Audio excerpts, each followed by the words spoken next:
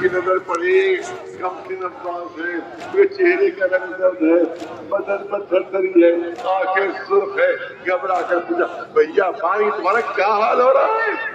پہلے تو نہیں بتایا، لیکن جب جناب زینب نے اپنے حق کی قسم لی تو پورا واقعہ پیش کیا۔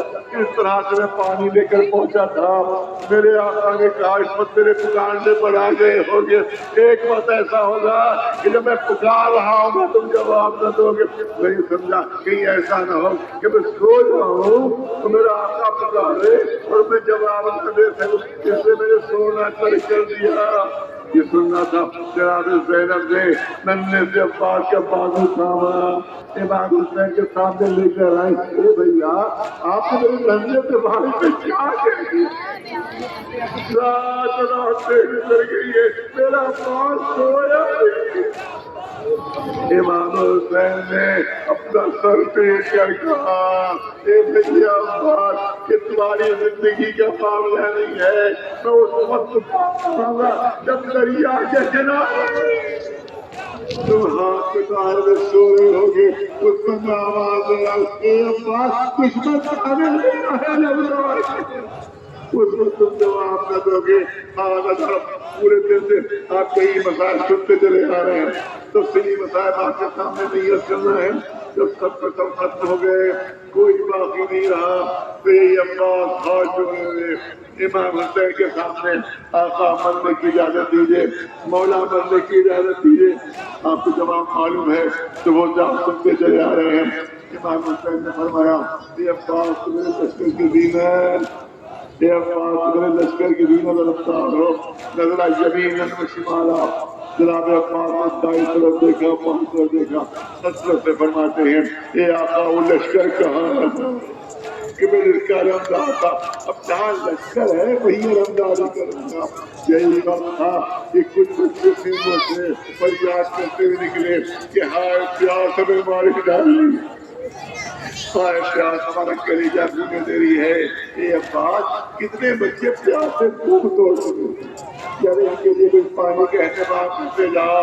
اب یہاں پہ والد مرحوم کلب عابد صاحب مرحوم جو فرماتے تھے، میں چاہتا ہوں چند جملے اس کے پیش کر دیا، اور اس طرح سے فرمایا کرتے تھے کہ جب جناب عباس کا عالم چلا ہے تو اب سب کچھ جناب سکینہ اور سب تمام بچوں کو لے کر خیمے کے دروازے پر آ گئی تھی۔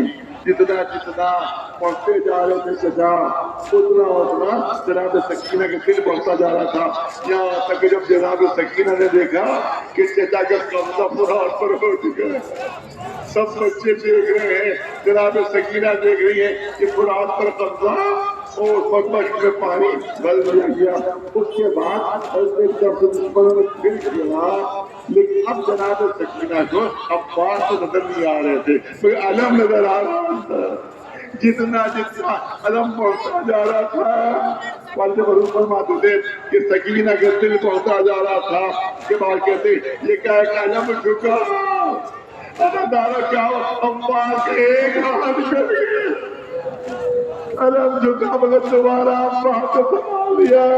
سکینہ کا دل دھڑکا مگر پھر دل سمجھ گیا۔ اس کے بعد فرماتے تھے ایشیو یا سکینہ کا دل سنبھالا یا عباس کا علم سنبھالا، کیونکہ جب دوسرا ہاتھ کٹا تو اب جو کرم گرا ہے تو پھر دوسرا نہیں۔ اور بات کہتی ہے کہ دونوں ہاتھ کٹے ہوئے عباس آگے بڑھے، ایک ملعون آگے بڑھا، اس کے پاس بھاری گل، وہ آتا ہے سامنے، اے عباس میں نے سنا تم بڑے بہادر ہو، تم بڑے شجاع، میں تم پر حملہ کروں، اگر روک سکو تو عباس نے حسرت سے آسمان کی طرف دیکھا، پالنے والے تو دیکھ میرے دونوں ہاتھ کٹے، اللہ تعالیٰ مرحوم کو تو پڑھتا ہے سر سیاہ نہ ہو جاتا، عباس سے اڑا کر زمین پر گرے، آواز دی آقا غلام کی خبر دیجئے۔ حسین دوڑتے ہوئے جناب عباس کے سرانے پہنچے، عباس کے سر اپنے سامنے پر رکھا۔ روایت کہتی ہے کہ 3 مرتبہ جناب عباس کا سر حسین نے اپنے زانو پر رکھا، ہر بار جناب عباس نے اپنا سر ہٹا کر پھر جلتی زمین پر رکھ دیا، پھر حسین نے زانو پر رکھا، پھر جلتی زمین پر رکھ دیا۔ امام فرماتے ہیں عباس کیا تمہیں گوارا نہیں کہ تمہارا سر میرے زانو پر ہے؟ اے آقا کیسے گوارا کروں؟ اگر غلام کا سر آقا کا زانو پر جب آپ زخمی ہو کر گریں گے تو کون آپ کا سر اٹھا کر زانو پر رکھے گا؟ اے عباس کو تمنا ہو بیان کر دو۔ روایت میں ہے کہ جناب عباس نے اپنی تمنا بیان کی تھی، اے آقا میری لاش سکینہ میری لاش کے لے جائیے گا، شرمتا ہوں میں سکینہ سے، لہذا میری لاش خیمے میں نہ لے جائیے۔ دوسری وصیت یہ دی ہے، میں نے یہ سنا ہے کہ جب میری پیدائش ہوئی تھی تو ہاتھ چھوڑ کر سب سے پہلے آپ کا چہرہ دیکھا، اے آقا میری تمنا کہ مرتے وقت سب سے آگے آپ ہی کا چہرہ دیکھو، مگر مشکل یہ ہے کہ ایک آنکھ میں تیر لگا ہوا ہے اور دوسری آنکھ میں سر کا خون جمع ہوا ہے، میں دیکھوں تو کیسے دیکھوں؟ حسین نے رومال نکالا، عباس کی آنکھوں سے خون صاف کیا، عباس سے آنکھ کھول کر حسین کے چہرے کی رعایت کی۔ اب میں ختم کرنا چاہتا ہوں، امام پوچھتے امام حسین، اے عباس اپنی ساری تمنائیں بیان کر چکے، جو کچھ تھا دل میں بیان کر دیا، جو تمنائیں تھی میں نے بیان کر دی۔ اے عباس کیا تمہیں یہ بھی معلوم ہے کہ میرے دل میں بھی کوئی تمنا ہے؟ اے عباس میری آتے جاتے جاتے حسین کی تمنا پوری کرتے جاؤ۔ عباس کہنے لگے، اے آقا جس غلام کا دم نکل رہا، جس غلام کا دم نکل رہا دل پرواہ کرنے والی ہو، وہ غلام آقا کی کس تمنا کو پورا کر سکتا ہے؟ نہیں عباس میری تمنا پوری کر دو۔ آقا کیسی تمنا؟ ایک بار بھائی،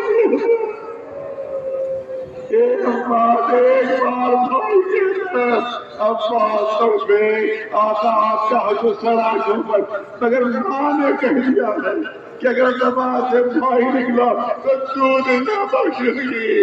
اگر میری ماں یہاں پر موجود ہوتی تو مجھ سے اجازت لے لیتا، یہ عباس ماں کو اجازت دینا ہے، کیا میری ماں کو کربلا میں موجود نہیں، میں اجازت لوں تو کیسے لے؟ اے عباس سامنے دیکھو، سارے پردے سامنے بیٹھے، اے عباس کیا نظر آ رہا ہے؟ مولا مدینہ نظر آ رہا ہے۔ اے عباس اور کر کیا نظر آ رہا ہے؟ آقا محلے بنی ہاشم نظر آ رہا ہے۔ اے عباس اور کر آپ کیا نظر آ رہا ہے؟ آقا ایک جنت البقیع کا قبرستان ہے، شہزادی فاطمہ زہرا کی قبر ہے۔ ارے کوئی مومنہ اپنے پالے سے قبر پر جاتے، اے عباس کہ تمہاری ماں ام المؤمنین ہے، اجازت مانگو۔ عباس نے آواز دی، اے اماں، اے اماں۔ ام المؤمنین نے گھبرا کر قبر سے سر اٹھایا، اے عباس کیا مدینے آ گئے؟ کیا آقا خاص چھوڑ دیا؟ نہیں اماں، میں کربلا کے میدان میں ہوں، میرا دم نکلنے والا ہے۔ آقا کی تمنا کہ ایک بار بھائی کے، اے اماں اجازت دے دیجئے، اے اماں اجازت، مگر ایک شرط کے ساتھ کہ اس کے بعد بھی زندہ نہ رہنا۔ عباس کی زبان سے بھائی نکلا، روح پرواہ کر گئی۔ حسین نے دوہا پڑا، اے عباس تمہارے مرنے سے میری کمر شکستہ ہو گئی، لون نشان ہو گئی۔